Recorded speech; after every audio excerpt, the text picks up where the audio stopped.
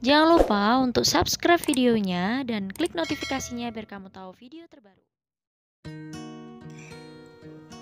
Bab pertama dari Fulvi adalah malam mencekam. Fulvi seorang wanita berusia 20 tahun yang berprofesi sebagai model. Malam itu Fulvi menghadiri peragaan busana lokal yang ada di kotanya dan dia juga terlibat di sana. Malam di mana semua kesuksesan itu direnggut dalam semalam. Seorang berpakaian ungu dan bercadar membawa sebuah minuman yang berisi obat tidur dan diserahkan kepada staf khusus menyiapkan makanan dan minuman untuk Fulvi. Pada saat acara peragaan busana selesai, sudah menjadi kebiasaan Fulvi untuk minum air karena lelah berjalan. Sang manajer yang biasa menemaninya kebetulan sekali tidak ada di tempat. Karena hal mendesak yang belum diselesaikan, tiba-tiba Fulvi merasakan pusing di kepalanya. Kenapa kepalaku sangat pusing? Fulvi terus memijat kepalanya hingga 5 menit kemudian Fulvi pingsan. Saat Fulvi tersadar, kondisinya sudah berada di dalam sebuah kamar berisikan 3 orang pria yang sedang mabuk. Perasaannya sangat tidak nyaman dan sangat ketakutan melihat mereka menyergap seperti binatang buas yang kelaparan. Tangan Fulvi terikat tali yang kuat yang disematkan di badan tempat tidur membuatnya tidak bisa berbuat apa-apa. Jangan! Teriakan itu seperti teredam oleh waktu. Ketika keesokan harinya, darah segar sudah berceceran di mana-mana. Fulvi sangat ketakutan sampai suatu ketika ada seseorang mendobrak pintu dan syukurlah itu adalah manajernya Mbak Galdin. Sayang, ada apa denganmu? Mbak Galdin melepas tali yang terikat di tubuh Fulvi. Fulvi menangis mendekap tubuhnya dan terus menjambak rambutnya. Sayang, tenangkan dirimu. Jangan, tidak. Kenapa? Jangan, kenapa aku begini? Tidak. Kata-kata itu terulang dari mulutnya dan semakin histeris. Mbak Galdin memeluknya erat dan mencoba menenangkan Fulvi. Sayang, aku tahu itu sulit. Tolong tenangkan dirimu. Kamu sudah aman sekarang.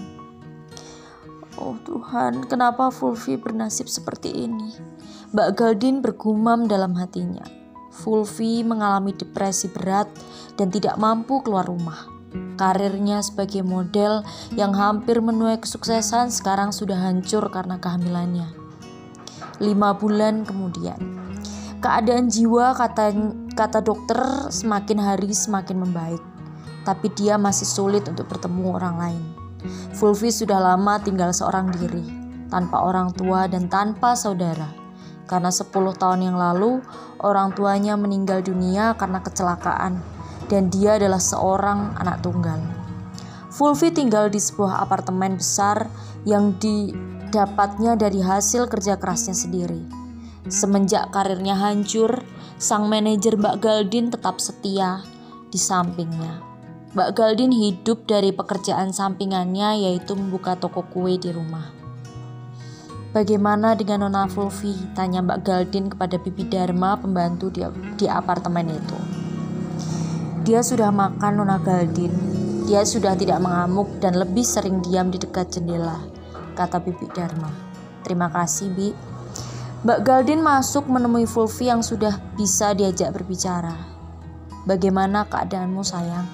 Mbak Galdin mencoba mendekatinya dan mencari kursi untuk duduk di sampingnya. Aku baik-baik saja, Mbak. Fulvi menjawab singkat. Aku hanya ingin memberitahu, tabunganmu makin hari makin menipis, dan selama 5 bulan ini, kamu sudah tidak bekerja. Sebelum tabungan kamu habis, bagaimana jika kamu menjual apartemen ini dan tinggal di rumah Mbak? Kamu bisa mulai hidup baru, Vi. Lupakan masa lalumu yang mencekam. Sebentar lagi, kamu juga akan menjadi seorang ibu.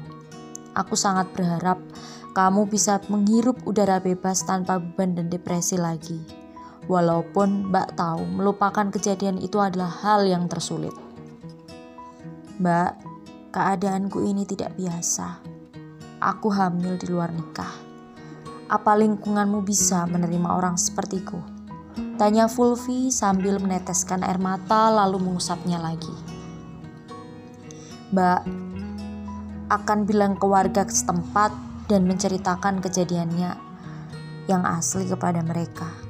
Aku yakin mereka bisa menerima, jelas Mbak Galdin sambil memeluk Fulvi. Fulvi akhirnya pindah ke rumah Mbak Galdin dan Bibi Dharma terpaksa pulang ke kampung halamannya karena sudah tidak bekerja dengan Nona Fulvi. Mbak Galdin punya toko kue di depan rumahnya dan dia sudah berkeluarga, memiliki 1 orang anak yang lucu. Keluarga itu sangat baik kepada Fulvi, selalu menguatkan Fulvi sehingga sekarang Fulvi bisa menjalani kehidupan barunya dan sudah bisa untuk bertemu dengan orang lain. 4 bulan kemudian, anak yang dikandung Fulvi lahir. Anak itu berjenis kelamin laki-laki dan diberi nama Adi. Fulvi sangat menyayangi anak itu, walaupun dia harus menelan kenyataan pahit bahwa anak itu tidak memiliki ayah biologis yang jelas. Setelah melahirkan dan sudah berselang 1 bulan, Fulvi memutuskan untuk mencari pekerjaan karena tabungannya sudah semakin habis dan kebutuhan untuk anaknya semakin besar. Fulvi belum sempat berkuliah semenjak menjadi model. Dia terus bekerja siang dan malam. Jadi sekarang hanya berbekal ijazah tamatan SMA untuk mendaftar pekerjaan. Waktu itu ketika berjalan di mall, dia melihat lowongan pekerjaan sebagai waiters yang tertempel di setiap outlet di dalam mall tersebut. Yang membuat hatinya terluka adalah yang dicari berstatus single. Dia sangat kebingungan karena statusnya memang masih single, tapi dia memiliki seorang anak. Akhirnya dia memutuskan untuk tetap membuat surat lamaran dan memasukkannya ke outlet tersebut. Tidak sampai di situ, sambil menunggu hasilnya dia masih terus mencari lowongan pekerjaan sesuai kriteria yang dia miliki. Sampai akhirnya 5 surat lamaran pekerjaan berhasil dimasukkan ke berbagai macam lowongan pekerjaan seperti waiters, pegawai salon, penjaga toko, cleaning service, dan SPG. Fulvi tahu akan sulit mendapatkan pekerjaan jika dia sudah memiliki anak. Tapi dia tidak peduli dengan syarat yang dicantumkan karena dia sangat membutuhkan pekerjaan. Oke guys, sekian dulu untuk bab pertama. Penasaran kan? Bab di selanjutnya seperti apa? Karena ini juga menceritakan perjuangan seorang wanita yang nantinya pasti menemui banyak kendala dan liku-liku yang rumit. Nah, tapi jangan lupa ya, untuk yang belum subscribe silahkan subscribe, untuk yang belum like silahkan like, dan untuk yang belum komen silahkan berkomentar. Kalau mau kasih saran sama aku boleh banget, karena itu sangat membangun untuk aku membuat video yang lebih baik lagi. Dan untuk kamu yang sudah subscribe ataupun yang belum subscribe, tujuannya adalah biar kamu bisa tahu notifikasinya kalau aku update video terbaru. Oke? Thank you, bye-bye.